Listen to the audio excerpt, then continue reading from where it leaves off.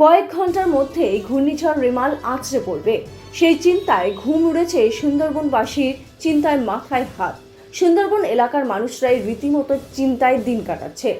অন্যদিকে মানুষকে সতর্ক করার জন্য মাইকিংয়ে প্রচার করছে প্রশাসন। আমফান, আয়লা, বুলবুলের মতো ঘূর্ণিঝড় চোখের সামনে দেখেছে এখানকার মানুষ। ক্ষয়ক্ষতি হয়েছে প্রচুর। বাড়ি ভেঙে পড়েছে, নদীর বাঁধ ভেঙে গ্রামের পর গ্রাম জলের তরে ভেসে গিয়েছে। গ্রাম ছেড়ে থাকতে হয়েছে মাসের পর মাস।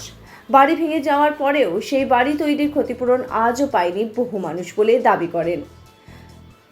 তাই আবার ঘূর্ণিঝড়ের কথা শুনে চিন্তায় মাথায় হাত হিঙ্গলগঞ্জের সুন্দরবন এলাকার মানুষের। অন্যদিকে ঘূর্ণিঝড় মোকাবেলার সব রকম প্রস্তুতি সেরে ফেলা হয়েছে বলেই জানিয়েছেন হিঙ্গলগঞ্জের ভিডিও। অনেক ভয়তে আছে। আবার এই ঝড় বন্যা আসছে, তো ভয় করবো না তো কোথায় যাবো? তাই কেন, আগে কি হয়েছিল? আগে তো এরকম ঝড় হয়েছে। কি ঝড় হয়েছিল? আয়লা ঝড় টড় হয়েছে, আমফান ঝড় হয়েছে।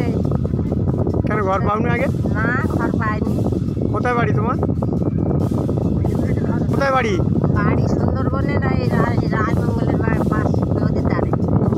কেন বলতো? মানে আগে একটা ঝড় হয়েছিল আয়লা আমফানে, হ্যাঁ। বিরাট ঝড় হয়েছিল। ঝড়ে নদী মাছ সব ভেঙে গেছিল।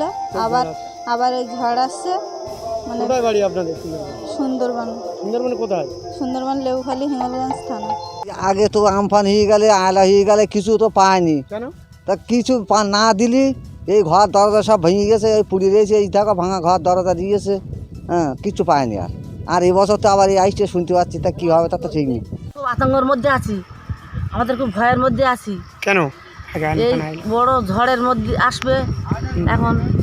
আগে কিসের ভয় ছিল? আগে ঝড়ের ভয় ছিল। কি ঝড় হয়েছিল? আয়লা হয়েছিল, তারপরে তোমার আমফাম হয়েছিল, আবার এই আসতেছে বড় ঝড়। খুব ভয়তে আছো? আর খুব ভয়ের মধ্যে আছে, আমার খুব ভয় করতেছে।